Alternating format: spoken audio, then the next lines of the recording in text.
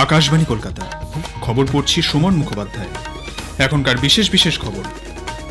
দিল্লির নতুন মুখ্যমন্ত্রী হিসেবে আজ শপথ নিতে চলেছেন রেখা গুপ্তা। রামলীলা ময়দানে শপথ গ্রহণ অনুষ্ঠানে উপস্থিত থাকতে পারেন প্রধানমন্ত্রী নরেন্দ্র মোদী। বিদেশমন্ত্রী ডক্টর এস জয়শঙ্কর দক্ষিণ আফ্রিকার জোহানেসবার্গে আজ G20 বিদেশমন্ত্রীদের বৈঠকে যোগ দিচ্ছেন। আগামীকাল নতুন দিল্লির ভারত মণ্ডপমে সৌর লিডারশিপ কনক্লেভের উদ্বোধন করবেন প্রধানমন্ত্রী। পশ্চিমবঙ্গ বিধানসভায় আজ রাজ্য বাজেটের উপর আলোচনার জবাবি ভাষণ দেবেন অর্থ দপ্তরের স্বাধীন দায়িত্বপ্রাপ্ত রাষ্ট্রমন্ত্রী চন্দ্রিমা ভট্টাচার্য। পশ্চিম হিমালয় সন্নিহিত অঞ্চলে বৃষ্টি ও তুষারপাত এবং উত্তর পশ্চিম ভারতের সমতল এলাকায় আগামী দুদিন বিচ্ছিন্নভাবে বৃষ্টির পূর্বাভাস দিয়েছে ভারতীয় আবহাওয়া দপ্তর। আসছে বিস্তারিত খবরে। দিল্লির নতুন মুখ্যমন্ত্রী হিসেবে আজ শপথ নিতে চলেছেন রেখা গুপ্তা। নতুন দিল্লির রামলীলা ময়দানে আজ দুপুরে তাকে শপথ বাক্য পাঠ করাবেন উপরাজ্যপাল বিনয় কুমার সাক্সেনা। প্রধানমন্ত্রী নরেন্দ্র মোদী, স্বরাষ্ট্রমন্ত্রী অমিত শাহ, প্রতিরক্ষামন্ত্রী রাজনাথ সিং প্রমুখ শপথ গ্রহণ অনুষ্ঠানে উপস্থিত থাকতে পারেন। এছাড়াও প্রায় 20টি রাজ্যের মুখ্যমন্ত্রী এবং উপমুখ্যমন্ত্রীরা এই অনুষ্ঠানে আমন্ত্রিত। তাকে এই দায়িত্ব দেওয়ার জন্য প্রধানমন্ত্রী নরেন্দ্র মোদী সহ বিজেপির শীর্ষ নেতৃত্বকে ধন্যবাদ জানিয়েছেন শ্রীমতী গুপ্তা। তিনি বলেন, প্রধানমন্ত্রী তার মতো সাধারণ মানুষের উপর আস্থা রেখে এই গুরু দায়িত্ব অর্পণ করেছেন। धन्यवाद करना चाहूंगी अपने शीर्ष नेतृत्व का और आदरणीय प्रधानमंत्री जी का, जिन्होंने मुझ जैसी साधारण पृष्ठभूमि की बेटी को इतनी बड़ी जिम्मेदारी देकर के देश की बहनों का सम्मान बढ़ाया है। ये हर बहन के लिए एक प्रेरणादायक कहानी हो सकती है। साधारण मध्यम वर्गीय परिवार की बेटी को भी शीर्ष नेतृत्व तक जाने का मौका मिल सकता है। অন্যদিকে দিল্লি সরকার এক বিজ্ঞপ্তিতে জানিয়েছে, ক্যাবিনেট মন্ত্রী হিসেবে পারভেজ বার্মা, আশিস সুদ, পঙ্কজ সিং, মনজিন্দর সিরসা, কপিল মিশ্র এবং রবীন্দর ইন্দ্রাজ শপথ নিতে পারেন। গতকাল সন্ধ্যায় শ্রীমতী গুপ্তা উপরাজ্যপালের সঙ্গে দেখা করে সরকার গঠনের দাবি জানান। দিল্লির বিজেপি পরিষদীয় দল মুখ্যমন্ত্রী পদে রেখা গুপ্তার নাম ঘোষণা করে। বিধানসভা নির্বাচনে রেখা গুপ্তা শালিমারবাগ আসনে নির্বাচিত হয়েছেন। 1992 সালে দিল্লি বিশ্ববিদ্যালয়ের দৌলতরাম কলেজে এবিভিপির সদস্য হিসেবে তাঁর রাজনৈতিক যাত্রা শুরু হয়। একসময় দিল্লি বিশ্ববিদ্যালয়ের ছাত্র সংসদের সভানেত্রী নির্বাচিত হন তিনি। দিল্লিতে বিজেপি মহিলা মোর্চার সাধারণ সম্পাদক হিসেবেও তিনি দায়িত্ব সামলেছেন। দিল্লির মুখ্যমন্ত্রী হিসেবে রেখা গুপ্তার নাম ঘোষণার পর স্বরাষ্ট্রমন্ত্রী অমিত শাহ সহ অন্য কেন্দ্রীয় মন্ত্রী এবং বিজেপি নেতৃবৃন্দ তাকে অভিনন্দন জানান। স্বরাষ্ট্রমন্ত্রী সামাজিক মাধ্যমে এক বার্তায় জানান, রেখা গুপ্তার ওপর তার সম্পূর্ণ আস্থা রয়েছে। বিশ্বের শ্রেষ্ঠ রাজধানীগুলির মধ্যে দিল্লিকে নিয়ে আসার যে প্রতিশ্রুতি প্রধানমন্ত্রী দিয়েছেন তা পালনের জন্য বিজেপির নতুন মুখ্যমন্ত্রী নিষ্ঠার সঙ্গে কাজ করবেন বলে তিনি আশা প্রকাশ করেন। তথ্য সম্প্রচার মন্ত্রী অশ্বিনী বৈষ্ণব সমাজ মাধ্যমে তাকে অভিনন্দন জানিয়ে বলেন, দিল্লির তথ্য প্রযুক্তি ইকোসিস্টেম এবং রেলের উন্নয়নে রেখা গুপ্তার সঙ্গে কাজ করার জন্য তিনি উন্মুখ। প্রবীণ বিজেপি নেতা কেন্দ্রীয় কৃষি মন্ত্রী শিবরাজ সিং চৌহান, উত্তরপ্রদেশের মুখ্যমন্ত্রী যোগী আদিত্যনাথও তাকে অভিনন্দন জানিয়েছেন। বিদেশমন্ত্রী ডক্টর এস জয়শঙ্কর দক্ষিণ আফ্রিকার জোহানেসবার্গে আজ G20 বিদেশমন্ত্রীদের বৈঠকে যোগ দিচ্ছেন। দক্ষিণ আফ্রিকার আন্তর্জাতিক সম্পর্ক ও সহযোগিতা বিষয়ক দফতরের মন্ত্রী রোনাল্ড লামোলার আমন্ত্রণে তিনি দুদিনের এই সফরে সেখানে গেছেন। এই বৈঠকে ডক্টর জয়শঙ্করের যোগদান G20 গোষ্ঠীভুক্ত দেশগুলির সঙ্গে ভারতের সম্পর্ক আরও মজবুত করবে এবং গুরুত্বপূর্ণ মঞ্চ গ্লোবাল সাউথে ভারতের উপস্থিতি জোরদার করবে বলে মনে করা হচ্ছে। এই সফরকালে বিদেশমন্ত্রী বেশ কিছু দ্বিপাক্ষিক বৈঠকও করতে পারেন। প্রধানমন্ত্রী নরেন্দ্র মোদী আগামীকাল নতুন দিল্লির ভারত মণ্ডপমে সৌর লিডারশিপ কনক্লেভের উদ্বোধন করবেন। ভুটানের প্রধানমন্ত্রী দাসো সেরিং টোবগে সম্মানীয় অতিথি হিসেবে মূল বক্তব্য রাখবেন।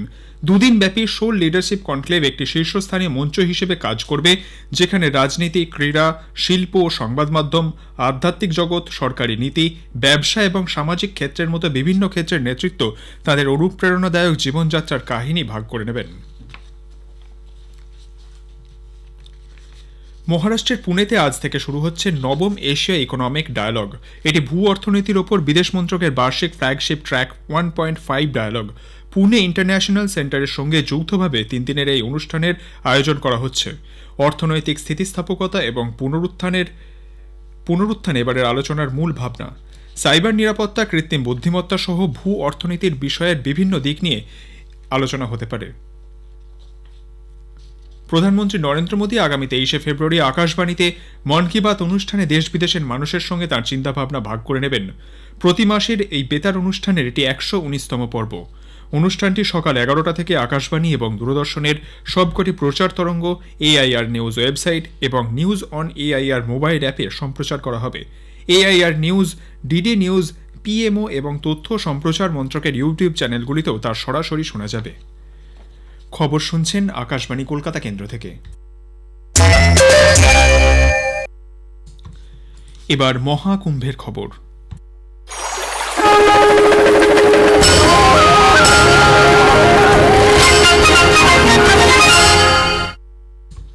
প্রয়াগরাজে মহাকুম্ভ মেলায় গতকাল 1 কোটিরও বেশি পুণ্যার্থী ত্রিবেণী সঙ্গমে পুণ্য স্নান করেছেন। এখনো পর্যন্ত 56 কোটির বেশি পুণ্যার্থী স্নান করেছেন।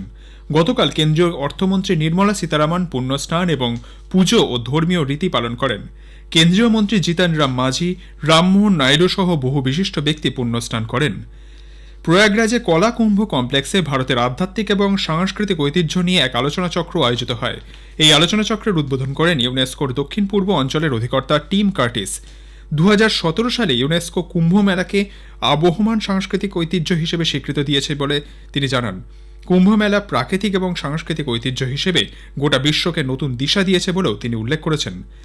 অন্যদিকে কেন্দ্রীয় বিমান পরিবহন মন্ত্রী রামমোহন নাইডু জানান, মহাকুম্ভ মেলায় আগত যাত্রীদের সংখ্যা ক্রমশ বাড়তে থাকায় প্রয়াগরাজ টার্মিনালকে সম্প্রসারিত করা হয়েছে। এছাড়াও তিনি জানান, ভিড় নিয়ন্ত্রণের জন্য বিমান সংস্থাগুলির সঙ্গে সমন্বয় রেখে চলছে কেন্দ্রীয় সরকার। পশ্চিমবঙ্গ বিধানসভায় আজ রাজ্য বাজেটের উপর আলোচনায় জবাবি ভাষণ দেবেন অর্থ দপ্তরের স্বাধীন দায়িত্বপ্রাপ্ত রাষ্ট্রমন্ত্রী চন্দ্রিমা ভট্টাচার্য। বাজেটের ওপর গতকাল থেকে বিধানসভায় আলোচনা শুরু হয়েছে। এবারের বাজেটকে জনমুখী বলে অভিহিত করেছেন তৃণমূল কংগ্রেসের বিধায়করা। বাজেটের ওপর আলোচনায় অংশ নিয়ে তৃণমূল কংগ্রেসের বিধায়ক দেবব্রত মজুমদার বলেন, রাজ্য বাজেট গরিব মানুষের স্বার্থ রক্ষা করবে। কেন্দ্রীয় বাজেটের সমালোচনা করে তিনি অভিযোগ করেন, কেন্দ্রীয় সরকার দেশের মাত্র 1% মানুষের কথা মাথায় রেখে বাজেট পেশ করেছে। অন্যদিকে রাজ্য বাজেটের সমালোচনা করেছে বিজেপি। বাজেট আলোচনায় অংশ নিয়ে বিজেপি বিধায়ক তথা অর্থনীতিবিদ অশোক লাহিড়ী মন্তব্য করেন, রাজ্য বাজেট বিভ্রান্তির মায়াজাল সৃষ্টি করছে। মূলধনী ব্যয়, পরিকাঠামো খাতে ব্যয় অন্যান্য রাজ্যের তুলনায় বাংলায় খুবই কম। দেউচা পাঁচামি, তাজপুরের গভীর সমুদ্র বন্দর সহ সরকারের প্রস্তাবিত বিভিন্ন প্রকল্প নিয়ে সংশয় প্রকাশ করেন তিনি। জম্মু কাশ্মীরের রাজৌরি জেলায় বাধাল গ্রামে 17 জনের অজানা কারণে মৃত্যুর পর যে 13 জনকে সরকারি হাসপাতালে কোয়ারেন্টাইনে রাখা হয়েছিল, গতকাল তারা বাড়ি ফিরেছেন। এর ফলে রাজৌরি শহরে যে 395 জনকে 3টি ভিন্ন আইসোলেশন সেন্টারে রাখা হয়েছিল, তারা সকলেই সেখানে 3 সপ্তাহ কাটানোর পর বাড়ি ফিরে এলেন। যদিও এখনো পর্যন্ত ওই 17 জনের মৃত্যুর সঠিক কারণ জানা যায়নি। এই ঘটনায় ইতিমধ্যেই পুলিশের একটি বিশেষ তদন্তকারী দল গঠন করা হয়েছে এবং দেশের বিভিন্ন নামকরা স্বাস্থ্য প্রতিষ্ঠানের বিশেষজ্ঞদেরও এখানে রাখা হয়েছে। খাদ্যে কোনো ধরনের বিষক্রিয়ার ফলেই এই মৃত্যু বলে তাদের প্রাথমিক অনুমান। নতুন দিল্লির ঝান্দেওয়ালায় রাষ্ট্রীয় স্বয়ংসেবক সংঘের কেশবকুঞ্জ নামের কার্যালয়টি সংস্কারের পর উদ্বোধন করেছেন সংঘের প্রধান মোহন ভাগবত। তিনি জানান, সংঘের বিকাশ ও দৃষ্টিভঙ্গিকে তুলে ধরবে এই কার্যালয়ের। কেন্দ্রীয় মন্ত্রী তথা প্রবীণ বিজেপি নেতা অমিত শাহ, রাজনাথ সিং, বিজেপির সর্বভারতীয় সভাপতি জেপি নাড্ডা সহ RSS নেতৃবৃন্দ ও বিশিষ্টরা অনুষ্ঠানে হাজির ছিলেন। মার্কিন প্রতিরক্ষা সচিব পিট হেগসেথ সেনাবাহিনীকে $5,000 কোটি বিভিন্ন কর্মসূচি চিহ্নিত করার নির্দেশ দিয়েছেন, যা আগামী বছর কাটছাট হতে পারে। এই কর্মসূচির জন্য বরাদ্দ অর্থ রাষ্ট্রপতি ডোনাল্ড ট্রাম্পের অগ্রাধিকারের বিষয়গুলিতে খরচ করার লক্ষ্য নেওয়া হয়েছে। গতকাল এক বিবৃতিতে প্রতিরক্ষা দপ্তরের উপসচিব রবার্ট সেলেসেস বলেন, অতিরিক্ত আমলাতন্ত্র এবং জলবায়ু পরিবর্তন সহ বৈচিত্র্য, সমতা এবং অন্তর্ভুক্তিমূলক নানা কর্মসূচির বরাদ্দ থেকেই এই কাটছাটের লক্ষ্য নেওয়া হয়েছে। পশ্চিম হিমালয়ের সন্নিহিত অঞ্চলে বৃষ্টি এবং তুষারপাত এবং উত্তর পশ্চিম ভারতের সমতল এলাকায় আগামী 2 দিন বিচ্ছিন্নভাবে বৃষ্টির পূর্বাভাস দিয়েছে ভারতীয় আবহাওয়া দপ্তর। জম্মু কাশ্মীর, লাদাখ, গিলগিট, বালতিস্তান, মুজাফফরাবাদ এবং হিমাচল প্রদেশে আজ হালকা থেকে মাঝারি বৃষ্টি এবং তুষারপাতের সম্ভাবনা রয়েছে।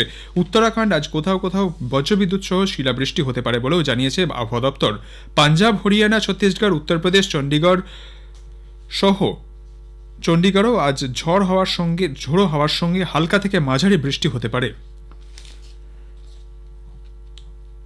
ভারত আজ চ্যাম্পিয়ন্স ট্রফিতে তাদের প্রথম ম্যাচে বাংলাদেশের বিরুদ্ধে খেলতে নামছে। দুবাই আন্তর্জাতিক ক্রিকেট স্টেডিয়ামে খেলা শুরু হবে ভারতীয় সময় দুপুর 2:30টায়।